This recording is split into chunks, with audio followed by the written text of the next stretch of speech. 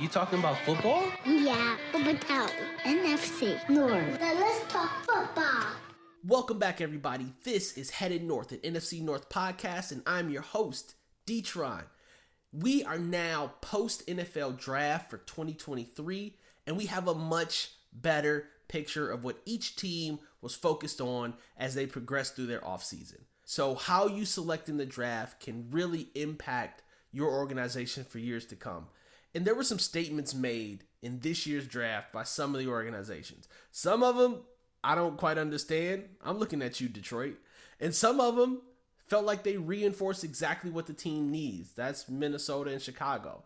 So we're going to walk through some of what took place with the teams for the draft.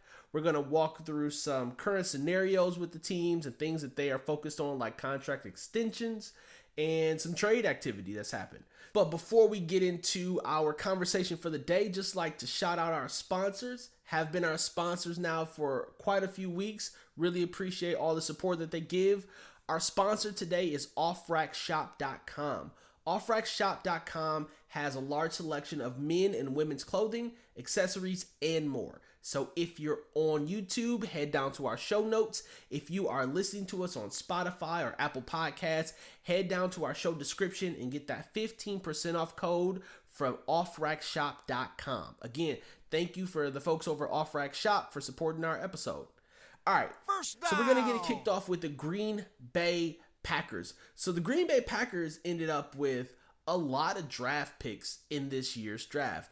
And a lot of that had to do with their trade of Aaron Rodgers and collecting some draft picks from the New York Jets. So Green Bay, with their selections, took 5 out of their 13 picks were defensive players, which means the other, I don't know how math works, but the other 8 players all were offensive players in some way, shape, or form, which means that they were trying to surround Jordan Love, their new quarterback, with some potential weapons to help them. They took, again, 8 players on the offensive side. I think one of those was a kicker, so scratch that out. Make that 7 players on the offensive side. 3 wide receivers and 2 tight ends. Now, sure, one of those wide receivers was like a late 7th round pick, but the top receiver that they took, which was Jaden Reed out of Michigan State, he was the 6th receiver off the board. So he went behind Mingo, Flowers, Johnston, Addison, and Jackson Smith. So he was fairly sought after by the Green Bay Packers, certainly adding some additional weapons for Jordan Love. They also took, before they got to Reed, they took Luke Musgrave at 42. Now, I don't know if he would have been my selection for the tight end, but you got to consider that Kincaid, Laporta, and Myers were all off the board at that time. So Luke Musgrave was likely, or in most people's opinion, going to be the best tight end available for the Green Bay Packers at that moment. And their first draft pick that they took with the number 13 pick was Lucas Van Ness. A lot of people had reported he was going to be their selection, and it seems like they were on board with that. Definitely needed that defensive line presence. So getting 3 defensive linemen, and that was Lucas Van Ness, a defensive tackle out of Bowling Green. He was a 6th round pick. They also went and got Colby Wooden, who's an edge rusher out of Auburn. He was a 4th round pick for them. Green Bay Packers definitely focused on impacting their defensive line, creating some pressure situations. Again, I think we've mentioned in the show a couple of times, their defensive secondary has been pretty good, and they're still young. They did go and add a couple of players, but nothing significant to that defensive secondary, but definitely went and got some weapons. I'm actually happy to see it, even though clearly not a Green Bay Packers fan, because cheer for the Lions. But with all of that being said, it gets me back to the man of the hour, which is Jordan Love. Now, Jordan Love just signed an extension, but it's kind of weird how it all worked, so let me tell you about it. So Jordan Love was coming up on his 5th year, right? They could have exercised the 5th year option for Jordan Love, which would have guaranteed him something like, I don't know, $20 million. But instead, Jordan Love and the Green Bay Packers decided on going with a contract extension for 1 year, so the same 1 year that would have been his 5th year option. And the contract extension is worth up to $22.5 million. but 13.5 of that is guaranteed. So he's going to get less guaranteed money. All right. Because again, if they did the 5th-year extension, he's getting $20 million guaranteed no matter what happens. With this contract extension, he's going to get 13.5 with the potential to make 22.5. I don't know what all the stipulations are behind that potential 22.5, but Green Bay is trying to insulate themselves in case Jordan Love is just not it. So there's still a lot to prove for Jordan Love. This is sort of an unconventional way to deal with that 5th year, but it could work out very well for Jordan Love. If he comes out and shows that he can be the leader of this organization and he takes a very present role in that offense and not just fades into the background and hopes for the best, Jordan Love could be setting himself up for a much larger contract extension in the future that can net him some real money. But this is definitely going to be a proving year for Jordan Love. And he can't say that he doesn't have some weapons around him, because going to get Reed in the draft, having Christian Watson, who showed sparks last year, and then also having Romeo Doubs, going to give you some weapons to throw the ball to. I'm rooting for Jordan Love. I'm not rooting for him to win a division or anything, because clearly, Lions fan. But I'm rooting for him to come out and show people that sitting behind Aaron Rodgers, he was able to absorb the information that he needed and come out and be the starting quarterback that the Green Bay Packers want him to be. All right. So now that we've gotten a bit into the Jordan Love-ness and also some of the draft picks that they picked up out of Green Bay, let's move into Chicago and talk about what the Chicago Bears were able to do. The Chicago Bears had 10 picks in the draft this year. They went 3 on the offensive side of the ball and 7 on the defensive side of the ball. So you could see that the Chicago Bears had a focus. It was improving their defense. You know, they went and got weapons this offseason for their offense, but their defense needed help. The thing they did go and do in free agency was get some linebackers. So that was not the focus of their draft activity. But here's where they focused their attention. So on their offense, their very first pick was an offensive tackle. Sorely needed. I think I told you about the whole only having the same offensive line 17% of the time on the field last year. That's bad. They need some stability and continuity. So they went and got Darnell Wright out of Tennessee. Although I find it interesting that Jalen Carter went off of the board at 9 and then Darnell Wright went off at 10. I feel like if Jalen Carter had not gone to the Eagles, you'd be looking at Jalen Carter as the first selection for the Chicago Bears. But either way, they picked up Darnell Wright. And then they went and got a running back in the 4th round and a wide receiver in the 4th round. That running back was the backup to Bijan Robinson in Texas. And then also they went and got Tyler Scott, a wide receiver out of Cincinnati. But that's not the focus. Their focus was defense.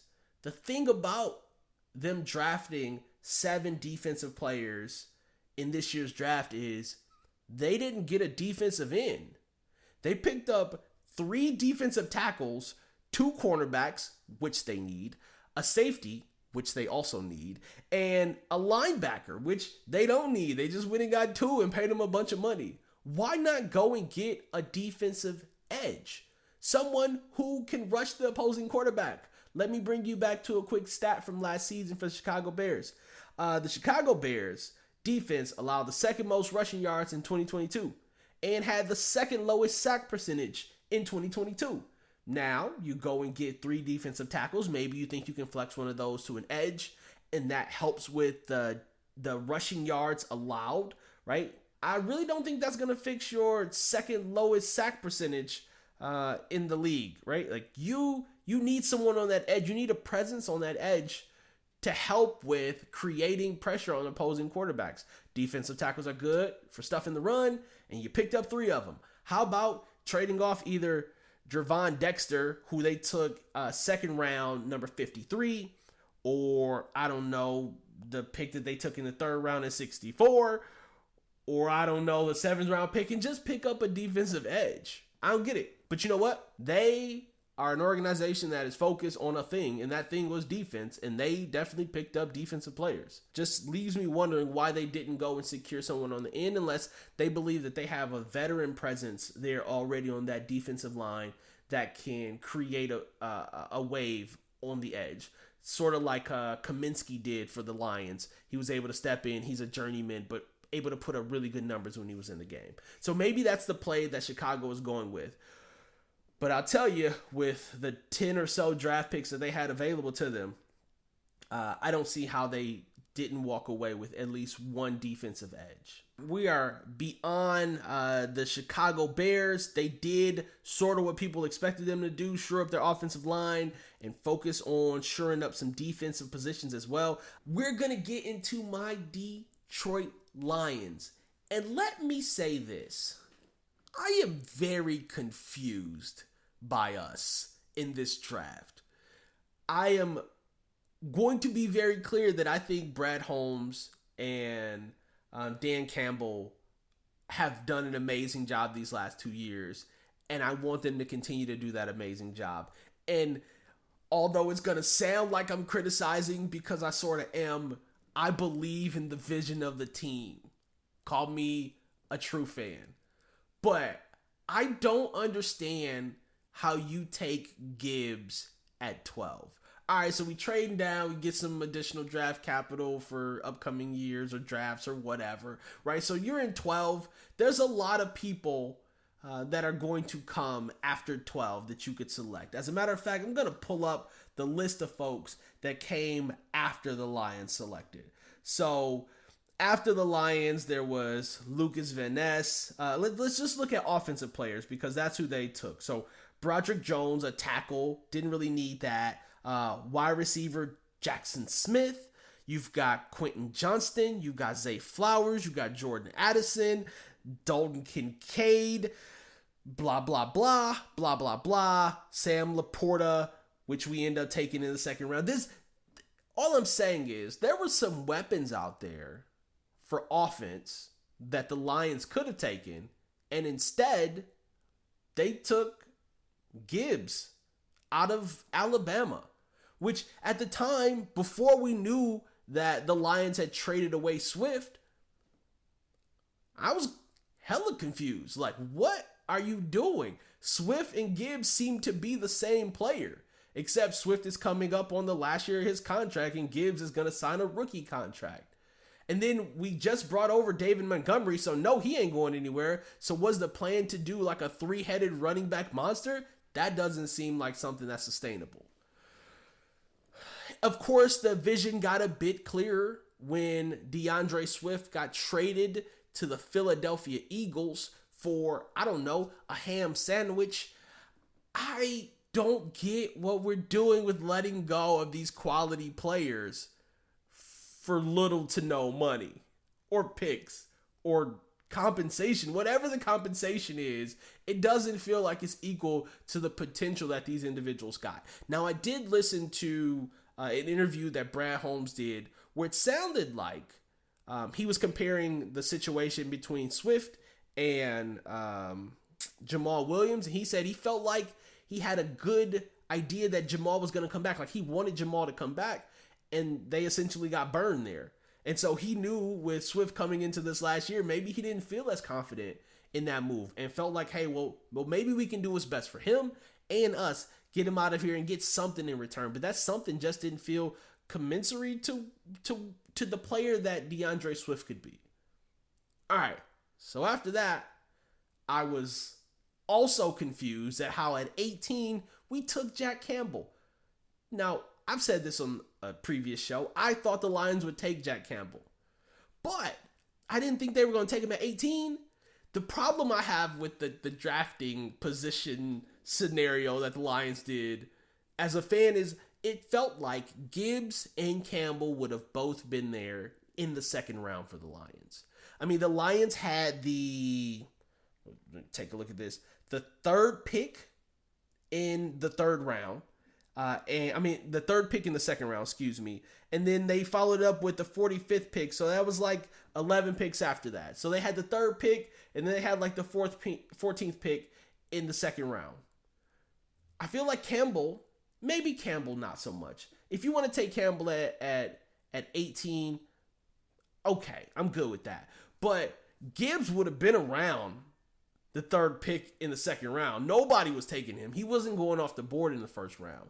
So it seemed like some premature use of a really high pick. Again, you've got individuals like Joey Porter Jr. didn't go to the first day of the second round if you wanted to add some depth at cornerback, which maybe not. But Brian Bresee, Nolan Smith, Miles Murphy, defensive linemen that you could have put opposing Aiden Hutchinson and really created a monster on that defensive line.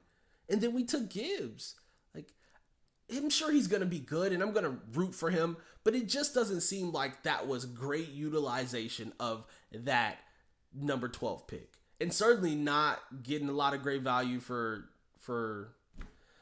not getting great value for DeAndre Swift. It just doesn't seem like the Lions won in the draft scenario. Now, the second round, getting Laporta and also going to get Brian Branch, those are quality picks. Definitely support those. And I recognize that if we spend that 12th pick on someone like Addison, right, we maybe don't get Brian Branch because he's probably going to be off the board before we get to that third round. So there's the potential that we lose out on his acquisition with trying to switch around what we do in that first round. But it just seems like the Lions were potentially not in tune with the draft positioning there. And maybe they were throwing all that out the window and just saying, we're going to do what we're going to do because it feels like the right thing to do. And that's TBD. We'll figure out if that worked for us. But the Lions certainly fumbled the ball in the first round of the draft, at least for most casual observers like myself. The other interesting selection, which I talked about in another episode, and I said there's no way that this person is available here to be picked up in the third round. I was clearly wrong, was Hendon Hooker.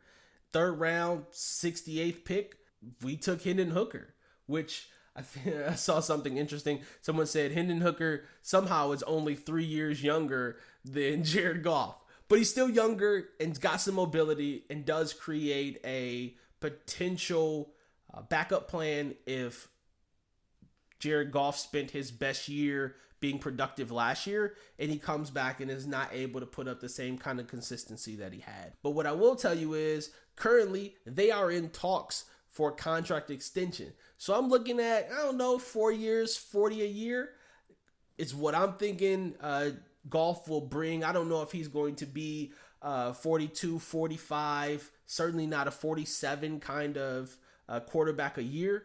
I think the Lions are going to pay him that. So Brad Holmes is out here making moves like a mad scientist. I just think of MF Doom in the Lions draft room, and he's just like, no, take Gibbs, and then drop the beat. It didn't seem right, but maybe there's some strings being pulled. Certainly with the knowledge of Swift not being there anymore, it makes perfect sense why you go and get a running back, but just why that one? Like, why not try to get Bijan Robinson? Why not stay up where you were and try to get Bijan Robinson? But you know what? This is why I'm not a general manager. This is why I sit behind this microphone and talk about my team instead of working for the team, because that wouldn't have been the move that I would have done. All right, so my Lions. That's enough about them.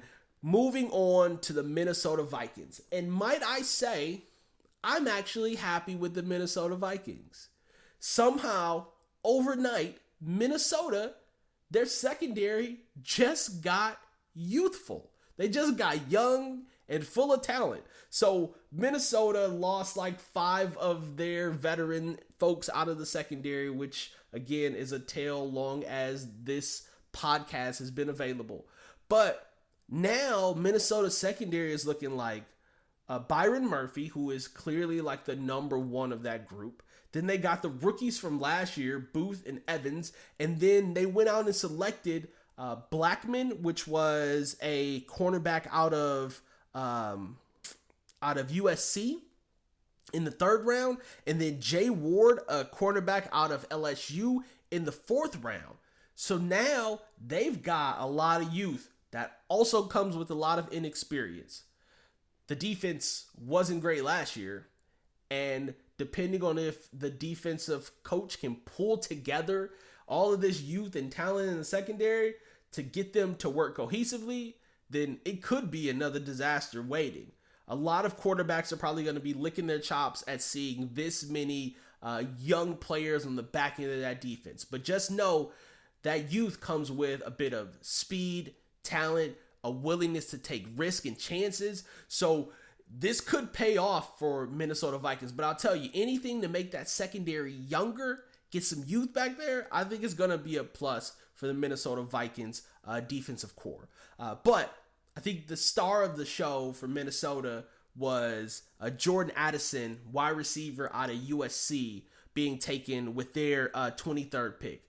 Jordan Addison is a baller, dude, and getting him will get you exactly what I've been telling Minnesota they need to do, is get somebody across from Justin Jefferson. I've been talking about this basically for the last 4 weeks. So getting someone across from Justin Jefferson is really not only creating a distraction, but also giving Kurt another legitimate weapon to throw the ball to. So between those two and Hockenson, you actually have some playmakers on that offense that can sustain some of the production that they had last year. TBD, again, for that defense to see how they can gel those pieces together. But taking that wide receiver was a huge move for the Minnesota Vikings.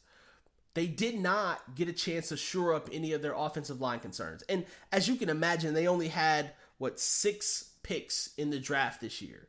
So with only 6 picks, they got a wide receiver. They went and got the 2 cornerbacks, a defensive tackle in the 5th round. They went and got Jaron Hall. He's the quarterback out of BYU. Don't know a lot about him, but there seems to be a little bit of buzz about what he can do in the preseason, if he'll make the team, and if he'll bump Mullins out of that backup spot for number 2. If he can, he could be groomed for Kirk Cousins' backup if he shows any kind of promise. But there's still a long ways to go before we see that come into play. And then they took a running back in the 7th round, like pick 222. But with very limited picks, I think the Minnesota Vikings had a good focus. Let's improve our defensive secondary. Let's get young, talented folks, and then let's also give another weapon to Kurt. If I could have selected for them, I don't think I could have selected any better. So that's your Minnesota Vikings breakdown. That is the NFC North. As far as around the league, there's one thing that I want to say.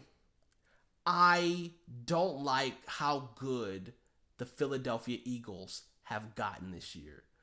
If you thought they were scary before, man, now they're like the Philadelphia Bulldogs. They're taking everybody from Georgia on their team. It's ridiculous, the wealth of talent that the Philadelphia Eagles have been able to acquire. They went and got Jalen Carter. They got Nolan Smith.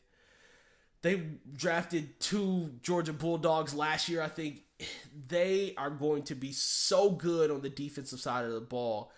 They have to be the clear leader in the NFC. No doubt about it. I don't think there's a single team, not the 49ers with their quarterback woes, or the New Orleans Saints, or even the New Look Panthers. Nobody out of the North, even my Lions, are going to have a very difficult trek against the Philadelphia Eagles. They are looking primed to make another Super Bowl run, and I want to see it happen. I want to see the Philadelphia Eagles get to the Super Bowl. That is, if my Lions can't get there, which, that is the preferred team to be in the NFC Championship. Yeah, you know what I mean? Of course you know what I mean, because you're Lions fans too, right? It's gonna be a wild year. That I want to elaborate on it, but there's so many more weeks that we got and so much more stuff to talk about. So I'll just say this year is going to be a wild one, and I'm ready for it. And I hope you guys are ready. And I'm glad you're here. If you made it to this point, then you are appreciated. Much like Tupac said. I am getting ready to get out of here. But if you come back next week, and I hope you do, make sure you got your bags packed because this is Headed North. I'm D-Tron. Peace. You talking about football? Yeah, but without NFC North. Now let's talk